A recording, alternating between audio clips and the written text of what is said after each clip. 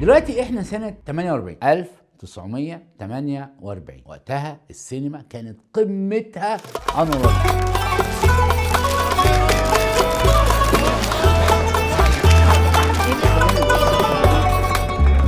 انور راجل منتجا قبل ما يكون ممثلا، بس منتج وممثل. وليلى مراد بطلة، وكانوا متجوزين زي ما احنا عارفين، بطلة الافلام والمطربة والنجمة السينمائية العظيمة.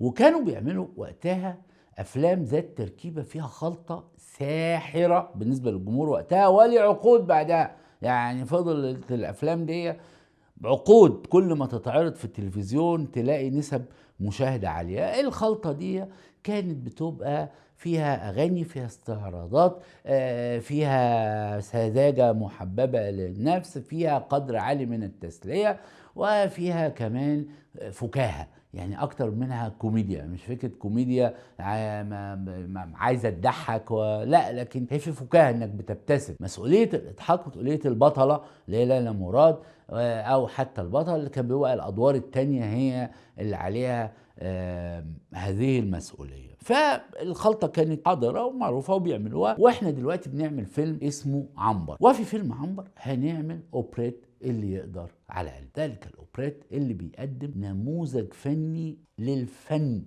هو ده الفن يا اخوان، هو ده الفن. يعني صحيح ما فيش تعريف للفن، لكن ده الفن اللي هو فيه كل حاجه. يعني في انت بتسمع مزيكا حلوه جدا، وفيها مساحات طرب، وكمان في استعراضات، وفي اتقان، يعني very well done.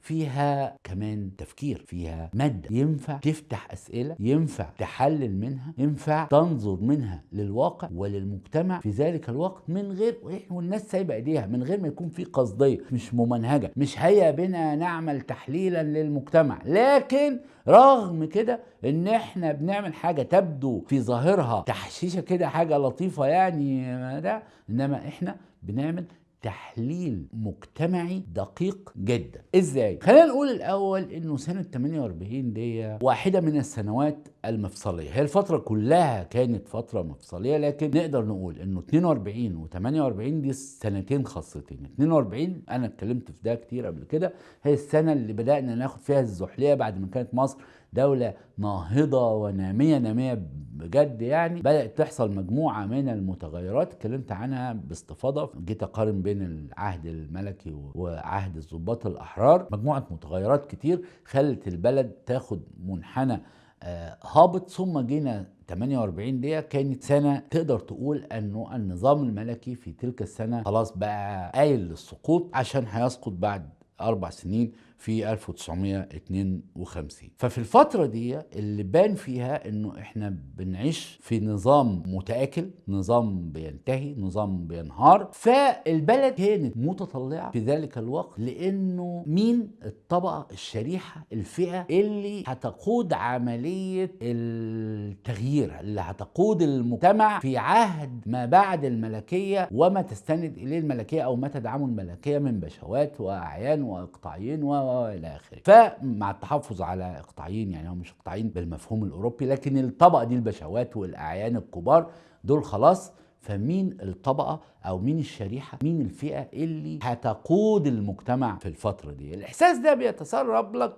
انت كصانع عمل، حتى لو انت مش قصده، بس بيتسرب لك وتبدا ترصد ده. فتروح عامل اوبريت انه الحبيبه الاميره البلد بتدور على اللي يقدر على قلبها، اللي يقدر على قلبي، واللي عايز حبي، وانه المجال مفتوح للمنافسة علشان كل واحد يقدم نفسه ويقول ميزاته، وكل شريحة تبدأ تعبر عن نفسها. طيب مين الشرايح اللي كانت موجودة دلوقتي في الوقت ده؟ يعني هتلاقي انه حسين السيد، هو الاوبريت كتبه حسين السيد ولحنه محمد عبد الوهاب. انه حسين السيد عامل النماذج بالفعل اللي هي بتمثل الابر ميدل كلاس في ذلك الوقت، اللي هم الناس اللي مش بشوات، مش اعيان، مش من الطبقه الحاكمه، لكنهم عندهم مصدر للقوه، مصدر اللي على راسه طبعا الثروه، لكن مش بس الثروه، عنده مصدر للقوه، اللي عنده مصدر تميز يخليه مؤهل لقياده المجتمع. فتلاقي الشرايح الأربعة اللي موجودين في الأغنية هم الوارث والعصامي والموظف الميري والشامي. دول بالفعل أركان مجتمع الأبر ميدل كلاس في ذلك الوقت، فكل واحد منهم يمثل بشخصية، والشخصية تطلع تقدم نفسها. والمدهش بالنسبة لي هو تلك الدقة في اختيار المؤدين أو اللي هيغنوا أو اللي هيعملوا الاستعراض الممثل لكل شخصية حسب ما هنشوف دلوقتي. يعني الشخص الوارث يمثله إسماعيل ياسين، الشخص العصامي الشعبي يمثله محمود شكوكو، الموظف الميري يمثله عزيز عثمان، الراجل الشامي اللي جاي من الشام وكان ساعتها في جاليات شامية كبيرة ومؤثرة في المجتمع المصري يمثله إلياس مؤدب. هتكلم عن كل واحد منهم، ونبدأ بإسماعيل ياسين اللي هو في واقع الامر يعني اسماعيل ياسين اشهر من ان انا اقول لك حكايته. هو هو اتعمل ومسلسلات وكل الناس عارفه وعارفه مأساته. الاربعه بالمناسبه كل واحد منهم كان عنده مأساة بشكل، كل واحد الناس عارفه مأساته ومشاكله في الاخر وانهيار ثروته وانهيار مكانته واضطراره، يعني كل ده الناس ممكن تبقى عارفاه. انما اختيار اسماعيل ياسين لانه الوارث متقدم باعتباره شخصية كوميدية، هو مش بيقدم كوميديا، هو نفسه ذاته شخصية كوميدية كأنها طالعة من فيلم كرتون. ولذلك محمد عبد الوهاب، عظيم محمد عبد الوهاب، من الذكاء بيختار جملة موسيقية من فيلم، هو مش فيلم كرتون لكن كان ساعتها في ثنائي دويتو اسمه لوريل وهاردي، ودول كانوا مشهورين يعني ان هم بيضحكوا، واحد قصير وتخين والتاني طويل ورفيع، وبيعملوا مواقف كوميدية. فكانوا عندهم جملة موسيقية اسمها رقصة الوقواق، كان عاملها توماس هاتلي اللي هي ترن ترن ترن ترن ترن. فهو عبد الوهاب يستعين علشان يقدم شخصية الوارث باعتبار ان احنا هنقدمه باعتباره اصلا نموذج كوميدي كرتوني، شخصية كرتونية، فنقدمه من خلال هذه الجملة وهو طالع يعبر عن نفسه بانه اهو انا ولا حد ينفع الا انا. طيب سمات الوارثين اللي هم كانوا ظهروا في الوقت ده، ودي كانت موجة حاصلة انه ناس تورث في الارياف وبعدين يروحوا ينزحوا الى القاهرة وييجوا باموال الاطيان بتاعتهم اللي هم ما تعبوش فيها ومش عارفين قيمتها، بس يقعدوا كده ايه يعني يبعزقوها ويكسبوا بيها نفوذ. فيروح رسم لنا في عدد قليل من الاسطر ملامح هذه الشريحة بمنتهى الدقة. اهو انا ولا حد ينفع الا انا، شكلي صحيح ملوش دواء لكن اختصاصي في الهواء. ايه مستك يا عمي؟ انه عندي اطيان في البلد ملهاش عدد. هتلاقي طول الوقت في الكام سطر اللي مغنيهم اسماعيل ياسين هو غير مدرك لحجم ما يمتلك ولا لقيمته ولا يعرفه. هو تعبيره طول الوقت عنه بانه ايه، اموال كتير ملهاش عدد، انه حاجات ملهاش اول من اخر، لانه هو ده احساسه بيها انها فعلا ملهاش اول من اخر. وكمان هذا الشخص يفتقد تماما للحس الاجتماعي ولا يعرف المجتمع ولا حاسس بيه ولا يشعر بالانتماء لاي حاجة. انه حتى لما يتكلم عن اخواته يقول لك ماما كان عندها 12 ولد ما فاضلش منهم الا انا. ماما هي اللي كان عندها 12 ولد، مش انا كان عندي 12 اخ، لا، ماما كان عندها 12 ولد بس الحمد لله ماتوا خلاص، ما راحوا في ده، فمش هيشاركوني في الورث اللي انا هورثه واللي انا بسعى بيه الى ان انا احتل بيه الصدارة او ان انا افوز بيه بقلب الاميرة. طيب يا عمي وبعدين اصلي كمان عندي عزبه في شبرا اليمن. شبرا اليمن دي بلد ارياف، مش شبرا القاهره. شبرا اليمن دي بلد موجوده فعلا في الدلتا، والعزبه دي في شبرا اليمن وهبيعها بكره مقدما، وبالعزبه هشتري بها مؤقتا لبلة خطوبه حب. هو مش عارف ايه بكام ولا ايه بيعمل ايه ولا ايه. حقيقة في منتهى البراعة بيقدم لنا ذلك الشخص الوارث. فالطبيعي انه هي تقول له والله ده مش كلام جميل، كلام معقول، ما اقدرش اقول حاجة عنه، لكن خيال حبيب المجهول. هو الاوبريت اسمه كمان من الاسماء المعروفة عن الحبيب المجهول، اللي كمان 4 سنين مش هيبقى مجهول ولا حاجة. طيب ده الاخ الوارث. نيجي بقى للاخ العصامي اللي عمله محمود شكوكو. وانا يعني محمود شكوكو له يعني قصه حياته طويله مش معروفه قوي زي اسماعيل ياسين. انا كنت حكيتها في سياقات، بس خليني ابقى اعمل عنه فيديو بس ملخصا كده. يعني هو شكوكو كان من الناس هو من الضرب الاحمر، وكان نجار ومن عيله نجارين. وبعدين لما بدا يدخل في عالم الفن وصل للذروه. قيلت اساطير عنه، عن مدى نجاحه ومدى ثروته وازاي حورب وبتاع. بس هو في الاخر يعني بعدين بدات تحصل له برضه المآسي وحياته تنتهي في النهايه فيها مشاكل. فخليني شكوكو بحكي لك حكايته في فيديو تاني. انما هو بيمثله بشكوكو. العصامي هو لازم يكون شعبي، هو مش عنده اصول في قريه ولا وارث ولا عنده عيله ضخمه جدا، لكن ذلك الشخص بنى نفسه بنفسه. ولانه بنى نفسه بنفسه فهو فاهم كويس اصول العرض والطلب، وفاهم يعرض نفسه ازاي. فما يبدأش بانه اهو انا لا، هو عارف انه عنده ميزة هنتكلم فيها، بس يبدأ بما قد يظن انه مش عنده، يبدأ بالنقص عشان خاطر يقول انه هذا النقص المفترض مش نقص. فما يبدأش بايه انه اهو انا لا، يبدأ بانه ايه، من ناحية قلبي ونار قلبي. لانه المعروف او ما قد يظن انه ذلك الشخص اللي هو بيجمع فلوس هو يبقى ممكن ما يبقاش رومانسي، ما يبقاش حبيب. لا، من ناحية قلبي ونار قلبي واد حبيب موت. عشان الناس هي مش واضحة الحقيقة، عشان التسجيلات القديمة ناس بتسمعها من ناحية قلبي ونار قلبي واتحب بموت، يعني يحبوني بموت. لا، هي واد حبيب موت من ناحية قلبي ونار قلبي واتحب بموت.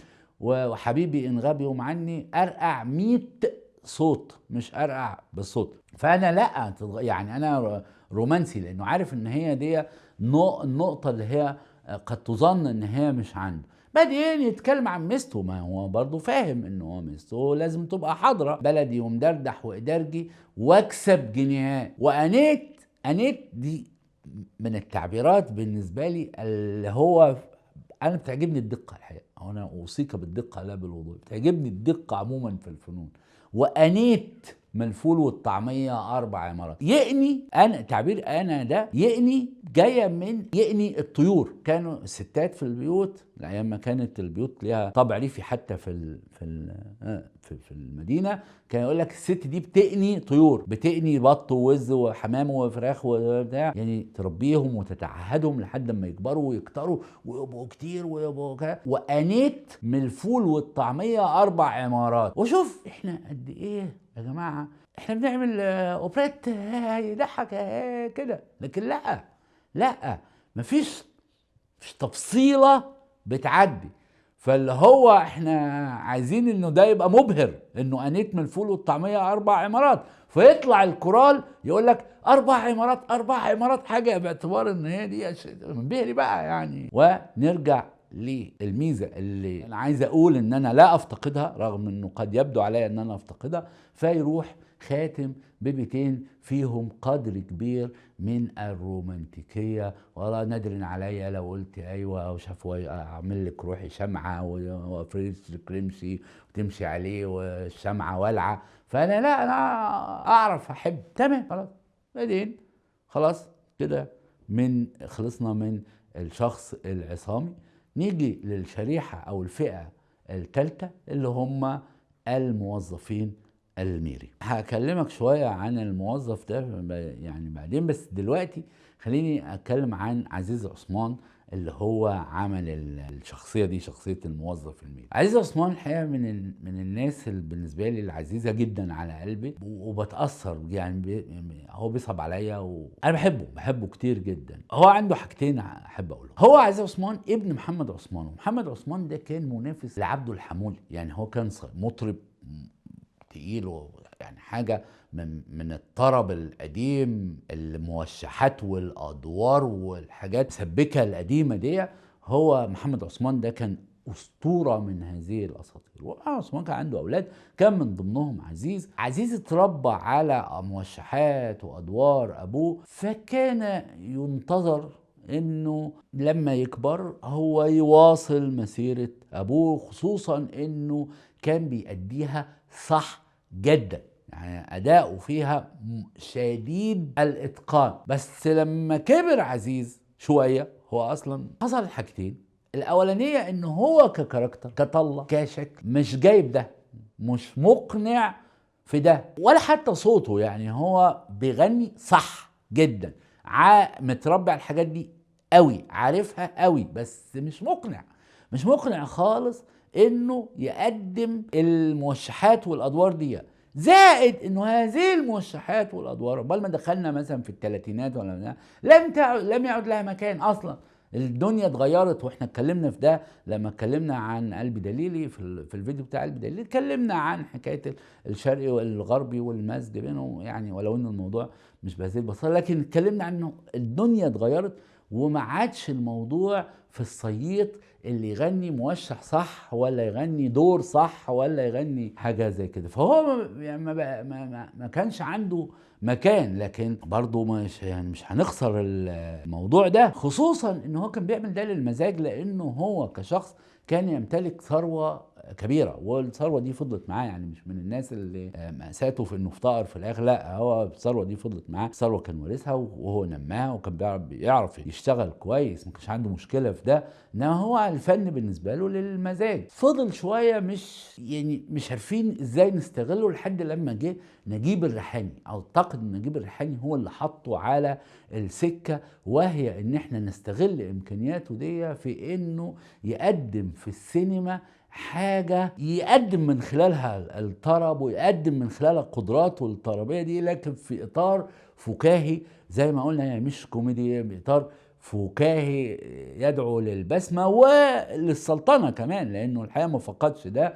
والتركيبة دي لقوها أول مرة كانت في فيلم لعبة الست العظيم بتاع نجيب الريحاني. واحنا كلنا يعني معرفش الأجيال الجديدة، بس يعني احنا طبعا عارفين بطلوا ده واسمعوا ده، لسه ياما نشوفوا ياما، الغراب يا وقع سودا، جوزوه احلى يا ماما اسمعها. دي حاجه جميله جدا. دي كانت بدايات عزيز عثمان اللي هيكمل عليها في السينما لاوقات طويله، يمكن لحد ما مات وهو بيقدم الحته دي، او انه يعني ينتهزوا اي فرصه فيروح عامل دور في مشهد كده، دور غنائي يعني، مش دور في سينمائي، دور غنى، يغني دور جددي يا نفس حظك والحاجات دي، عملها بإتقان شديد. الحاجة التانية اللي بتخلي عزيز عثمان يصعب عليها شوية، هو انه حب بعد ما كبر شويتين، حب ليلى فوزي، جميلة الجميلات، فيرجينيا جميلة الجميلات. وليلى فوزي دي كانت جميلة الجميلات فعلا، يعني مش بالنسبة لي بس، هي يعني بالمعايير ال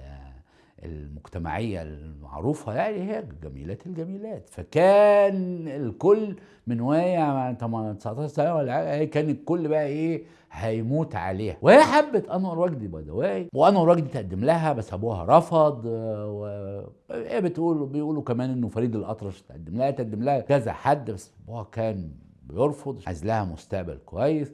وكان عزيز عثمان صاحب ابوها، صديق ابوها، مش في سنه، اصغر سيكا، بس برضه اكبر منها ب 25 سنه. فهي كانت بتقول له يا انكل عزيز، ولكن اتدهول على عينه وحبها ووقع في غرامها، وراح اتقدم لابوها، وابوها اقتنع لانه عارف حاله عزيز، وعارف هو ان هو راجل مقتدر جامد وبتاع. فما تفهمش بقى غصب على البنت ولا اقنعها ولا المهم انه فعلا عزيز عثمان اتجوز ليلى فوزي. لكن هذه الزيجة ما كانتش مش مرشحة انها تستمر كتير للفوارق الكبيرة، يعني بنوتة صغيرة وراجل كبير. فالامور ما مشيتش معاهم واتطلقوا، وهي اتجوزت انور وجدي. اتجوزت انور وجدي بعد العده على طول، فهو ايه حزن وجات له جلطه ومات يعني الله يرحمه. المهم يعني عزيز عثمان ده لما عمل الشخصيه بتاعه الموظف، خلينا نتكلم عن الموظف عموما. والموظف مش مشكلته بس سنه 48، الموظف في الحياة، الموظف يا صديقي هو صاحب أفضل البدايات وأصعب الخواتيم. فخلينا نتكلم عن الموظف يا صديقي في عموما، مش سنة 48 بس، الموظف هو صاحب أجمل البدايات وأصعب الخواتيم. عادة الموظف ده لما بيبدأ حياته بيبدأ وهو صغير، بيبقى أقرانه ومثلا إخواته زمايله المحيطين بيه كلهم بيبقوا أقل منه ساعة ما بيتوظف، لأنه في بدايات حياتنا كل واحد بيحاول يلاقي له كارير ولا بيحاول كذا. الناس اللي بتشتغل فري أو أعمال حرة أو إن هم يبقوا أصحاب بيزنس أو أصحاب في بداياتهم عادة بتبقى أحوالهم صعبة، ما بيلاقوش حاجة ثابتة، بيتمرمطوا بيروحوا، هو مش ماسك حاجة في ايديه. بينما نظيرهم ندهم الموظف اللي هو 22 ولا 23 سنة بيبقى مسك في وظيفة، الوظيفة دي بتحقق له دخل، الدخل ده مهما كان صغير بالنسبة لشاب صغير ما عندوش التزامات بتبقى بتبان عليه، بتبقى كويسة، بتخلق له قدر كمان من الاستقرار تخليه يتفوق على نظرائه وأقرانه. ولكن مع الوقت بيحصل انه هو التزاماته بتزيد، بيبدأ يبقى يعني بيتجوز بيخلف كذا كذا، الزيادات على رواتبه مش ممكن تلاحق على زيادات احتياجاته، بالإضافة إلى أنها كمان مش ممكن تلاحق على التضخم بالذات في بلد زي مصر. لكنها مشكلة الموظف في كل الدنيا، بس هي في مصر كمان تبقى مشكلة مضاعفة لأنه العملة بتتضخم. فهو مرتبه اللي ساعة ما توظف كان يخليه متفوق على أقرانه بوضوح، بيبدأ يبقى متأخر كتير عن أقرانه بوضوح، خصوصا إذا قارنا بأقرانه اللي مشت حياتهم ومشت حالهم، فمسكوا شغل وبدأوا يبقى عندهم مصادر دخل كويسة ومصادر دخل متغيرة مع التضخم والى اخره. فهو بعد 10 15 20 سنة بيبدأ الموظف يبقى حاله دايما أصعب من حال أقرانه اللي كان متفوق عليهم في بداية حياته. ماذا يميز الموظف رغم ذلك؟ المركز، هو إنه بما إنه ملتحق بمؤسسة سواء مؤسسة حكومية أو غير حكومية، بس وقتها كان هي الحكومة اللي بيفضل له المركز، هو ما يبقاش مش ممكن يعمل 4 عمارات زي الراجل العصامي، مش ممكن يبقى عنده زي الفلوس زي الوارث، مش ممكن يبقى لكنه عنده المركز.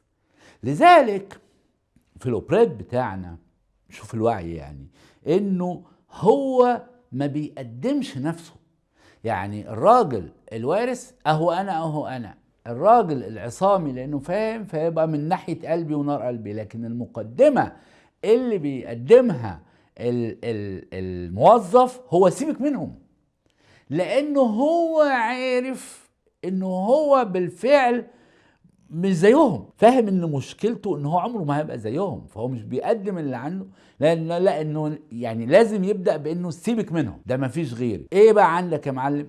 قيمة، مركز، وظيفة ميري، هو ده الموضوع، هو ده ما يتبقى للموظف. فلذلك في الكام سطر اللي بيقدم فيهم الموظف نفسه هو لا يتحدث اطلاقا عن حجم ثروته وعن حجم ما انه يعني ما يعدهاش برغد، لانه هو عارف ان هو مش ده، انما يعدها بايه؟ يعدها بقيمة ومركز ووظيفة ميري، ويعدها بحاجة تانية هو انه كله ليها. هو اكيد مش هيبقى زي التانيين اللي ممكن يبقى هي جزء من حياتهم، لا هي هتبقى كل حياته. فيبدأ يعدد بقى ايه، ودي حيلة موجودة عند الموظفين كتير، يعني انه يبدأ وعارف انه في الاخر دخله محصوله من الفلوس مش ضخم ولا حاجة، هيبدأ يعدد الطرق اللي ايه بيستلم بيها موظفه العلاوة والانصاف واللي انا اقدر اقدمه لك، يعني انه كل الحاجات دي هتبقى من الصراف، هيكونوا ملك ايديك نضاف، وانا راجل مضحي ان شاء الله اكل انا عيش حاف. ففعلا انا منبهر من رؤية كل نموذج لمميزاته ولعيوبه. ثم بعدين نروح للنموذج الرابع اللي عمله الياس مؤدب. والياس مؤدب ده الحقيقه برضو يعني يا اخي الناس دي عاشت. الياس مؤدب ده هو يهودي مصري، ابوه كان من حلب، وبعدين جه مصر واتجوز واحده يهوديه من طنطا، ويعني عاشوا. اليهود في مصر كانوا في الاول في العشرينات والثلاثينات يعني ومن قبل كده، يعني اليهود في مصر كانوا عايشين باعتبارهم جزء من النسيج الوطني والقومي تماما. يعني كانوا بيتكلموا قال ايه من نصارى ومسلمين، قال ايه ويهود، لما سيد درويش غنوا باعتبارهم لا يعني المثلث، انه ما كانش مصر مسلمين ومسيحيين بس، لا مسلمين ومسيحيين ويهود. وفضلنا كده لحد سنة 48. لحد 48 لم يكن اليهود المصريون مميزين عن بقية الشعب، يعني والمصري منهم مصري. فالياس مؤدب قبل 48 بشوية صغيرين يعني هيبدأوا ينتبهوا إليه. ممكن ساعاتي بس بدأ يروح شارع عماد الدين ويشتغل عند في أماكن تانية وعند باب عز الدين. شارع عماد الدين طبعا معروف كان شارع الفن والمسارح والكباريهات يعني. فكان بيروح في عماد الدين وكان بيشتغل عند باب عز الدين، وكان صديقه اسماعيل ياسين وكان بيقدمه، وبدأ يقدم المونولوجات وهو بيتكلم بكذا لغة. وحسن الإمام جابه في السينما وبدأوا يعني يعملوا له شغل كويس، واشتغل 47 و48 واشتغل شوية بعد 48 كمان. لأنه هو اللي حصل إيه من 48 لما حصلت النكبة، بدأت نظرة المصريين لليهود المصريين تتغير. يعني بقى يبقى في عداء لليهود من حيث كونهم يهود. طبعا ده ما حصلش بين يوم وليله انه كل يهودي يلا امشي، هم لبسوها في عبد الناصر، انما في الواقع لا، يعني لا، ما قبل عبد الناصر بدات القصه دي. فبدا يبقى اليهود يحسوا شويه بحرج وبانهم مطالبين ياخدوا موقف، بانه يا اما يدخلوا الاسلام زي ما عملت ليلى مراد او انه ومنير مراد، او انه يسافروا او بعضهم يروح اسرائيل يدعم اسرائيل. ولو انه اغلبهم الاغلبيه منهم كانت رافضه فكره اسرائيل باعتبار ان احنا مصريين والقضايا الوطنيه تخصنا زي المصريين، لكن المصريين ما قبلوهمش. المصريين هم اللي لفظوهم. فسنه بعد سنه بعد سنه بعد 48 بدأ يبقى وضعية أي يهودي حرج. ورغم استمرار الياس مؤدب واستمراره في السينما، لكن بعد شوية هيطولوا يعني الحجر الداير لابد على لطه زي ما بيقولوا، هتطوله فيتهم في قضية وبتاع. قضية دي تسيب أثر سيء جدا، وبعدين يضطر يسيب مصر ويرجع حلب ويموت بجلطة وهو عنده 36 سنة. حاجة يعني مأساوية. المهم يعني الياس مؤدب كان في الأوبريت ده لأنه هو باعتبار أصوله الحلبية، هو أبوه الحلبي والشامي، يعني كان من الناس اللي بيقدموهم يعملوا شخصية الشامي اللي كانت حاضرة بقوة، لأنه باعتبارهم جزء من نسيج المجتمع في أفلام الأربعينات. فهو كان بيعملها باللهجة الشامية السينمائية دي، وكان واكلة مع الناس، فطبيعي إن هم يجيبوه هو اللي يعمل شخصية الشامي. والشوام أعزك الله كما هو موضح في الأوبريت بالظبط، الشخص الشامي لسان حلو، ما يديكش حاجة وما يقولكش حاجة وما تعرفش منه معلومة، بس يبلفك. يعني في الوقت اللي الأطياف التانية بتقدم نفسها تفصيليا بإمكانياتها وما تستطيع تقدمه وميزاتهم وعيوبهم، الشامي ما يقولكش كلمة واحدة عن حاله أو ماذا سيقدم لك في تلك العلاقة، لكن يملى هوا، بيعبي بيحبب كلام حلو من جيتك من اخر لبنان ومغلوب الفكر وعطشان وبتاع، وهو الوحيد اللي تغزل فيها، لانه الباقيين طول الوقت بيتكلموا عن ان هم بيحبوها، لكن الوحيد اللي ذكر محاسنها وفي مفاتنها، وانه انت وشك والنور والبنور والخد والبتاع، فيعني انا واقع ومتدهول على عيني وانا هعمل لك كل حاجه حلوه. ايه بقى الحاجه الحلوه؟ لا هو ما بيقولكش تفاصيل، وده ميزه من مميزات الشوام بالفعل، ان هم قادرين على ان هم يعقدوا الديلز من غير ما يقولوا تفاصيل، يعني اللي هو يعجبك من غير ما تعرف هو بيعمل ايه اصلا، ولا هو بيشتغل ايه، ولا هو ما عنده ايه، بس باللسان الحلو. طيب ايه بقى الست بقى الاميرة الحبيبة دي شافت كل هذه الاطياف وسمعت كلامها، لكن هي كلام جميل، كلام معقول، ما اقدرش اقول حاجه عنه، لكن خيال حبيب المجهول ما اقدرش، ما فيش حاجه منه. طيب ايه الحبيب المجهول؟ طبعا الحبيب المجهول طلع في الاخر مين؟ الضابط اللي ما طرحش نفسه، يعني ما عتك، يعني حتى ما زاحمهمش، هو جه شال على طول كل حاجه على الجاهز لما قالت له حبيبي وتاريك هنا جنبي، ومنه له جاي رايح منه.